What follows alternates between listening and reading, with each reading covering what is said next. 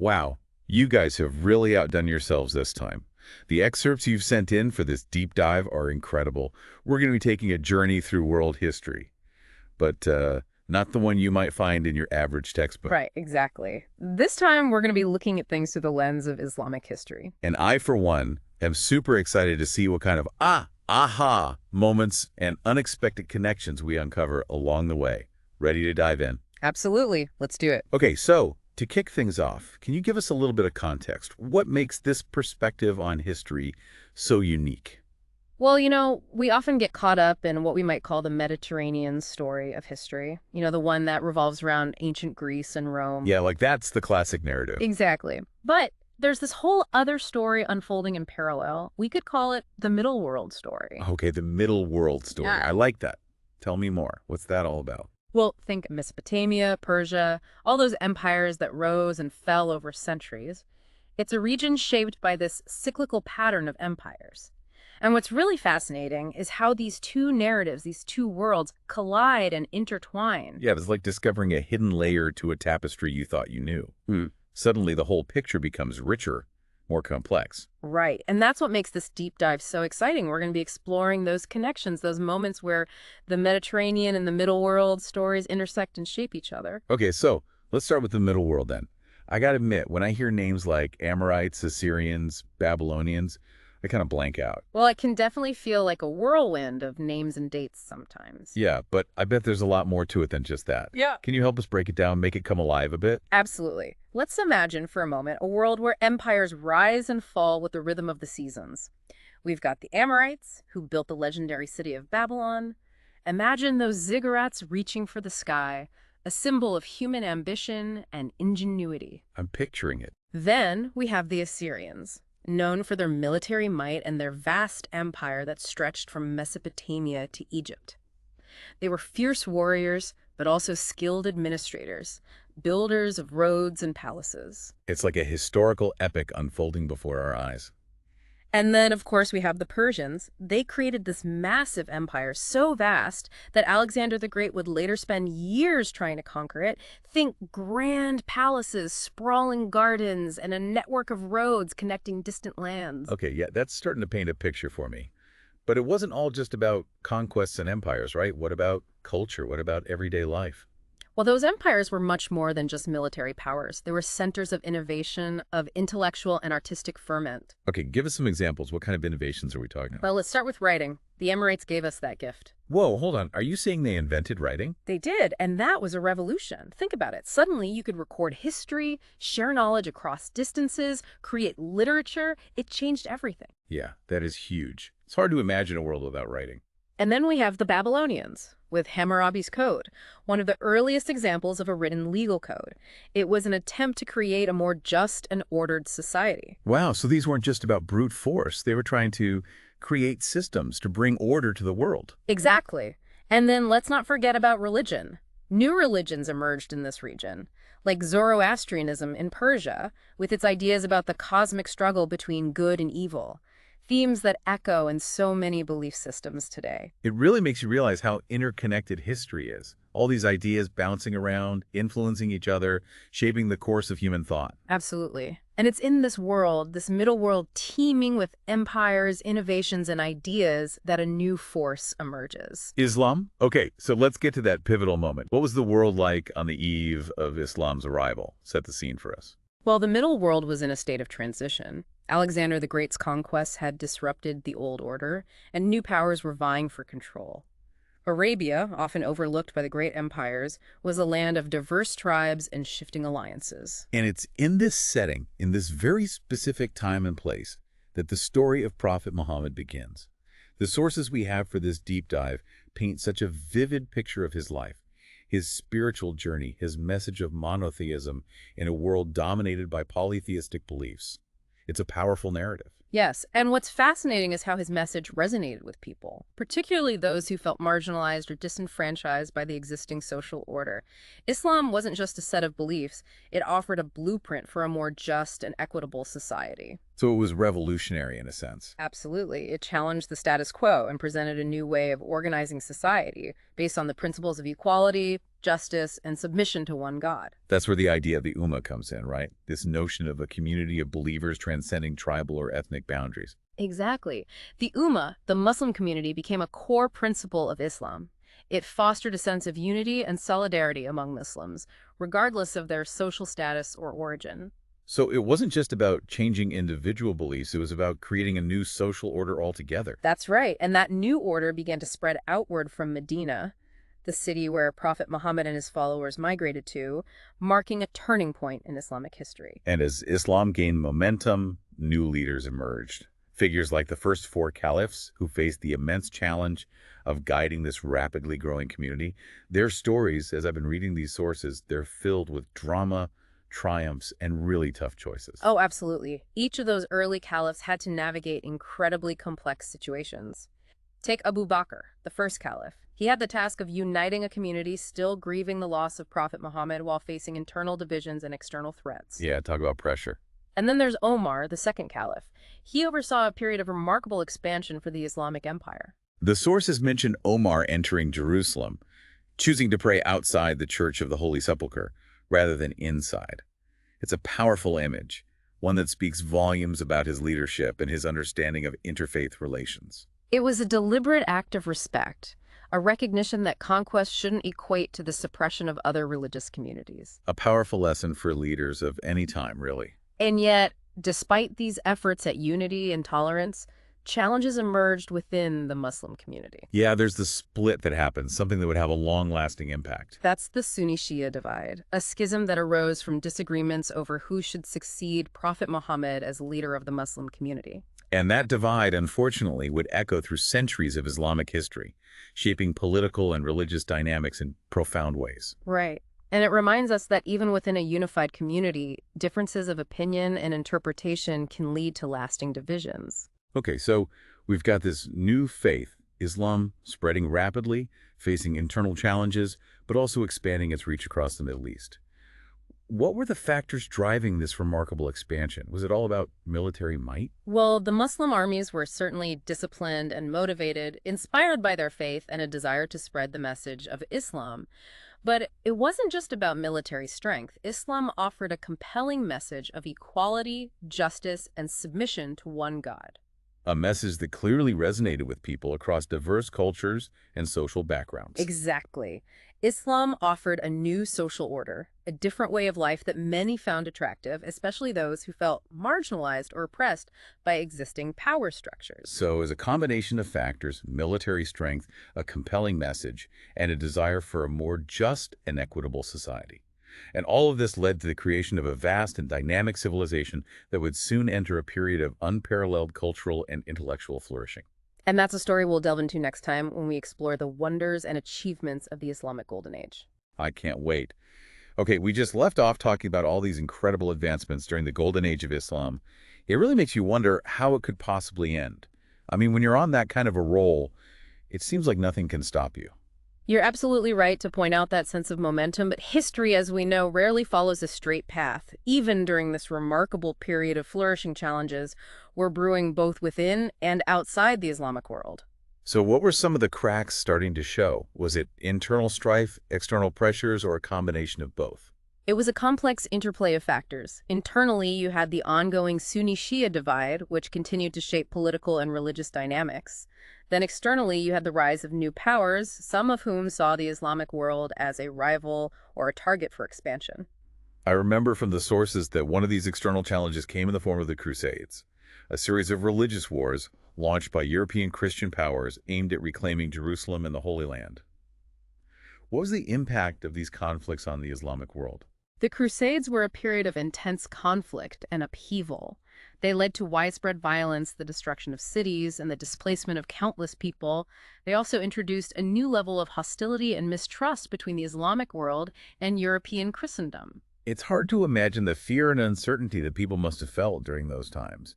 I mean, to have your homeland invaded by armies from a distant land fighting in the name of a different religion, it must have been a deeply unsettling experience. Absolutely. And the Crusades weren't simply about military conquest. They also had a profound impact on cultural exchange trade and intellectual life.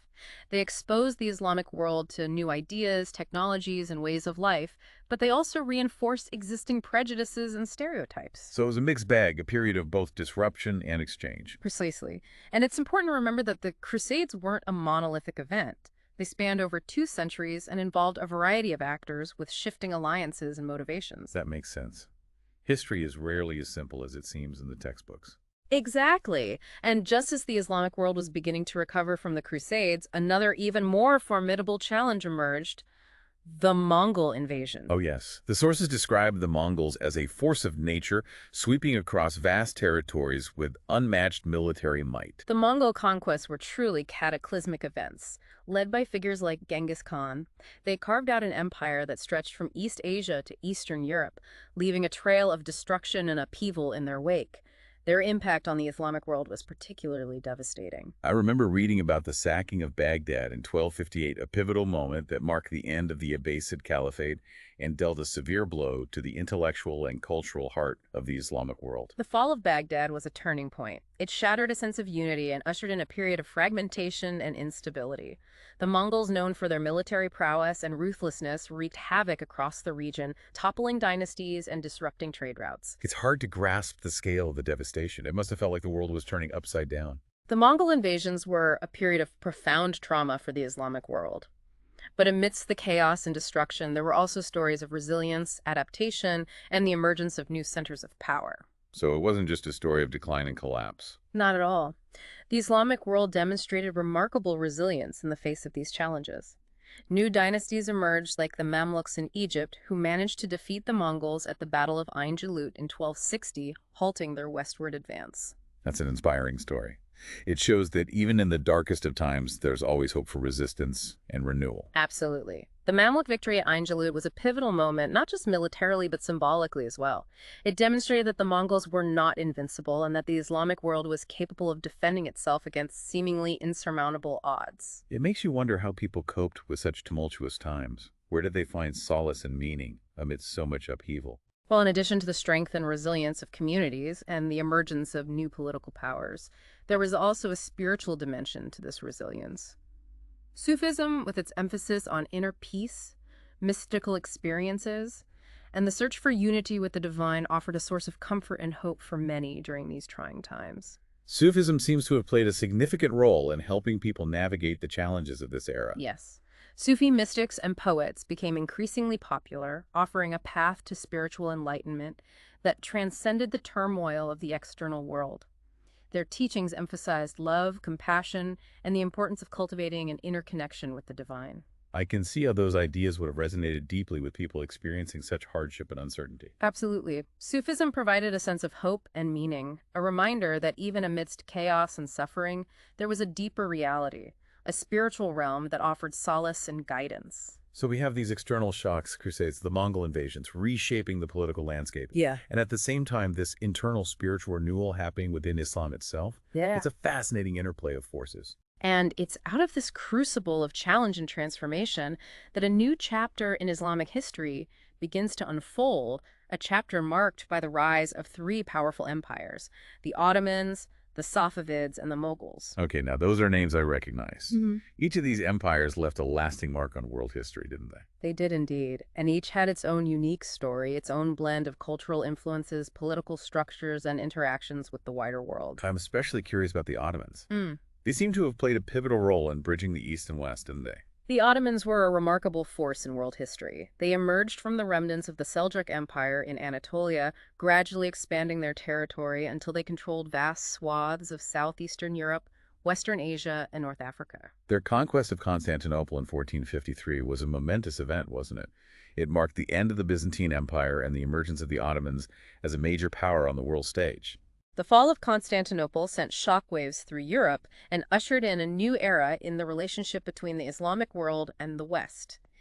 The Ottomans transformed the ancient city into their magnificent capital, Istanbul, a vibrant center of trade, culture, and Islamic learning.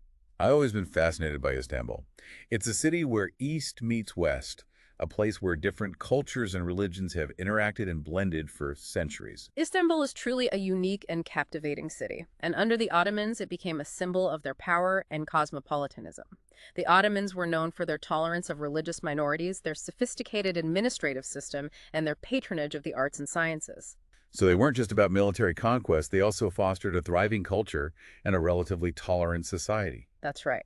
The Ottomans were pragmatic rulers. They recognized the importance of incorporating diverse populations into their empire and allowing for a degree of religious and cultural autonomy. This approach contributed to their longevity and stability. While the Ottomans were building their empire in Anatolia and southeastern Europe, another power was rising in Persia, the Safavids. The Safavids, unlike the Sunni Ottomans, were adherents of Shia Islam.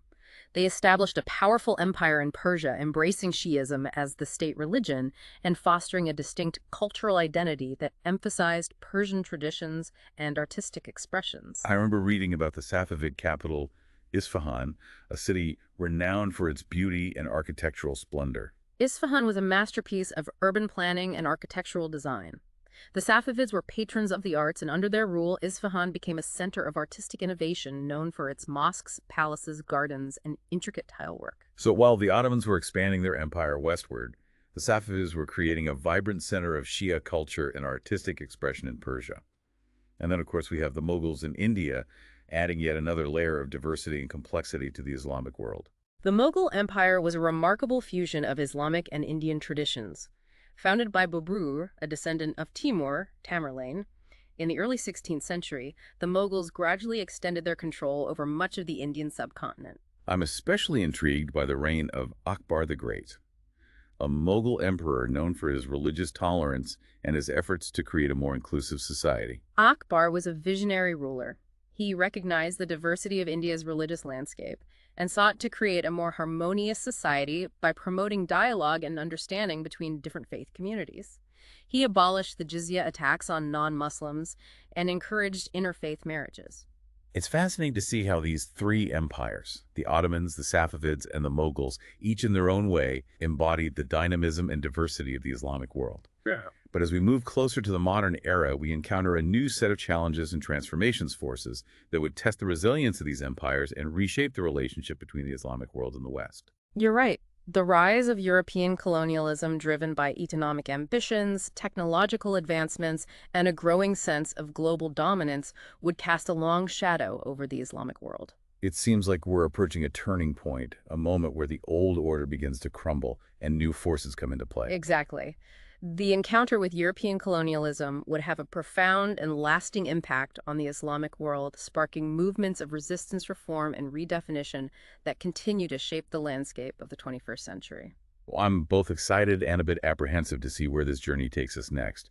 But before we delve into that turbulent period, I think it's worth taking a moment to appreciate the incredible sweep of history we've already covered. We've witnessed the rise and fall of empires, the flourishing of cultures, the spread of ideas, and the resilience of the human spirit in the face of immense challenges. It's been an extraordinary journey, a testament to the richness and complexity of Islamic history and its enduring impact on world civilization. And as we move forward, I think it's crucial to remember this complexity, this diversity of experiences and perspectives as we grapple with the challenges and opportunities facing the Islamic world in the modern era. Well said. Understanding the past is essential for navigating the present and shaping the future. And the story of Islam, with all its twists and turns, its triumphs and tragedies, offers a wealth of insights and lessons for our own time. I'm ready to continue this exploration and see what new discoveries await us. But for now, let's savor the journey we've taken so far and allow ourselves to be amazed by the sheer scope and grandeur of Islamic history. What a story. Indeed. It's a story that deserves to be told and retold, a story that challenges our assumptions, expands our horizons, and reminds us of the interconnectedness of human experience across time and cultures. Well, dear listener, until our next deep dive, keep those historical wheels turning. All right, so we've covered a lot of ground, haven't we? From the rise of Islam to the flourishing of empires, from intellectual breakthroughs to the Mongol invasions and the Crusades. Now we're stepping into the 20th century. A century of immense change, globalization, technological leaps. How did all of this impact the Islamic world? What were the major shifts and challenges? Well, as we were just discussing, European colonialism was really reshaping the global landscape. The Islamic world, with its once mighty empires, Ottoman, Safavid, Mughal, they were all feeling the pressure. These European powers, they were hungry for expansion, for resources, for control. It was a whole new ballgame. It must have been a real wake-up call for those empires, right? Yeah. They've been dominant for so long. How did they react to this new reality? Were they able to adapt? There wasn't one single response. It varied across regions and leaders. You had some rulers trying to modernize their armies and economies, trying to keep up with the European powers. Others, they tried to play the diplomatic game, forging alliances, or even pitting European powers against each other. Kind of a divide and conquer strategy. Exactly. But then you also had those who took a more defiant stance, resisting European influence through, well, diplomacy or even armed conflict. It was a complex situation with no easy answers. It makes sense that there wasn't a uniform response. The Islamic world is incredibly diverse, right? It's not a monolith. Right, exactly. Different regions, different cultures, different political systems. They all had to grapple with this new reality in their own way. The excerpts we've been looking at mention a growing sense of disillusionment within some segments of the Islamic world. This feeling that their leaders had failed to protect them from European encroachment, that their way of life was under threat. Yes, there was definitely a sense of crisis, of needing to reassess and redefine. This encounter with European colonialism, it triggered a wave of intellectual and social movements, a deep questioning of the existing order. So it was about more than just pushing back against European influence. It was about figuring out what it meant to be Muslim in this rapidly changing world. What was the role of Islam in a society grappling with modernity? How could they preserve their traditions while also embracing progress? These were huge questions. It sounds like a time of intense soul-searching. And out of that, we see the emergence of various reform movements. That's right. These movements, they were trying to figure out how Islam should adapt to these modern challenges. They had different ideas, different interpretations. I remember the sources mentioning Jamal al-Din al-Afghani. He was a powerful advocate for pan-Islamic unity, staunch critic of Western imperialism. Oh, al-Afghani was a remarkable figure. He traveled all over the Muslim world, urging people to unite against European domination, to revitalize their societies. He emphasized education, social reform, and a return to the core principles of Islam. He was a real force. Like a wake-up call for the Muslim world. Exactly. He was a charismatic leader, a thinker who inspired a whole generation of reformers and activists. And then we have Muhammad Abdu, an Egyptian scholar. He stressed the importance of reason, of ijtihad, which is the principle of independent interpretation in Islamic law. So not just blindly following tradition, but using reason to engage with the modern world. Exactly. Abdu was a key figure in Islamic modernism. This movement tried to find a balance, a way to reconcile Islamic teachings with modern thought, with science, with reason. They believed that Islam wasn't incompatible with progress. Muslims could embrace the benefits of modernity while staying true to their faith. It's an idea that seems incredibly relevant today, doesn't it? Finding that balance between tradition and change. Absolutely. Abdu's ideas, they continue to shape how people think about Islam's place in the modern world. So we're seeing these internal debates, these reform movements, and then the 20th century throws in a whole new set of challenges. World wars, revolutions, the rise of nationalism. How did these global upheavals impact the Islamic world? It was a period of immense change and, unfortunately, a lot of turmoil. World War I led to the collapse of the Ottoman Empire, a pivotal moment, the end of an era. And the aftershocks, they were felt throughout the Islamic world. The Ottoman Empire, it had been such a powerful force for centuries. It's hard to imagine the impact of its collapse. It reshaped the entire map of the Middle East. The empire was carved up by European powers. New nation-states were created, often with borders that ignored existing ethnic and religious lines. This created tensions, rivalries, conflicts that we're still dealing with today. So it wasn't a smooth transition, to say the least. Not at all. And these new nation-states, they faced a lot of challenges. How to govern themselves, how to define their identity, what role Islam should play in public life. Some went the secular route, separating religion and state. Others tried to create Islamic states, drawing on Islamic principles for their laws and governance. There was a lot of experimentation, a lot of searching for the right path. And amidst all of this, we also see the rise of nationalist movements throughout the Islamic world. How did these movements play out? Did they unite or divide? Well, nationalism, it's a powerful force. It can bring people together, but it can also create divisions. And that's exactly what happened in the Islamic world. You had these movements emphasizing shared language, shared culture, shared history, but that often came at the expense of other identities, other loyalties. It could be unifying within a specific group, but divisive between different groups, especially in regions where you had a mix of ethnicities and religion. So a double-edged sword. Exactly. And then you can't forget about the struggle for independence from colonial powers. That was a major theme throughout the 20th century. From North Africa to Southeast Asia, Muslims were fighting for their freedom, for self-determination. And did Islam play a role in these movements? Absolutely. Islamic leaders and scholars, they often framed the struggle against colonial powers as a jihad, a righteous struggle against oppression. They argued that Islam demanded self-rule, that resisting foreign domination was a religious duty. It was a powerful motivator. So we're seeing how Islam can be interpreted in different ways, sometimes supporting nationalist movements, sometimes challenging secular governments, sometimes offering a spiritual path amidst all the political turmoil. It's fascinating how adaptable these ideas can be. That's the nature of religion, I suppose. It's always evolving, being reinterpreted to fit new contexts, new challenges. And as we move into the late 20th century and the 21st, the Islamic world is facing a whole new set of forces.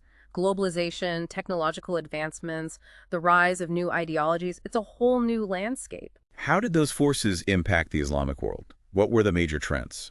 Globalization, well, it created this interconnected world economically, culturally. For the Islamic world, it meant new opportunities, but also new vulnerabilities. More trade, more communication, but also economic disparities, cultural homogenization. It's a mixed bag, as with most things. And technology. That's been a game changer everywhere, hasn't it? Especially the internet. It's been a huge force in the Islamic world. Think about it. It's a platform for spreading religious teachings, for political debate, for social commentary. It connects people across borders, allows for the sharing of ideas. But of course, it can also be used to spread misinformation, extremist ideologies. It's a powerful tool that can be used for good or for ill. It sounds like the 21st century is presenting a whole new set of challenges and opportunities for the Islamic world. It's a story that's still being written. Exactly. We're seeing these ongoing debates about the role of religion in public life, about how to balance tradition and modernity, about finding a sense of identity in a world that's constantly changing.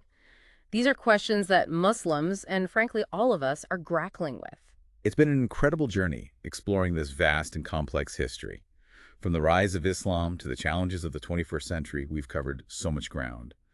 What are some of the key takeaways you hope our listeners will walk away with? Well, I hope they'll appreciate the sheer diversity of the Islamic world. It's not a monolith. It's a mosaic of cultures, interpretations, political systems. And I hope they'll understand that Islam, like any major religion, it's constantly evolving, adapting to new contexts. It's a living tradition, not something frozen in time. I think that's a really important point. To approach the Islamic world with nuance, with understanding, and to recognize the richness and complexity of its history. Absolutely. And to remember that the story of Islam, it's not just a story of the past. It's a story that's unfolding right now, all around us, and it's a story that we all have a stake in. Well said. And on that note, dear listener, we've reached the end of our deep dive for today. But the journey of exploration doesn't end here. Keep those historical wheels turning, and until next time, keep asking those big questions.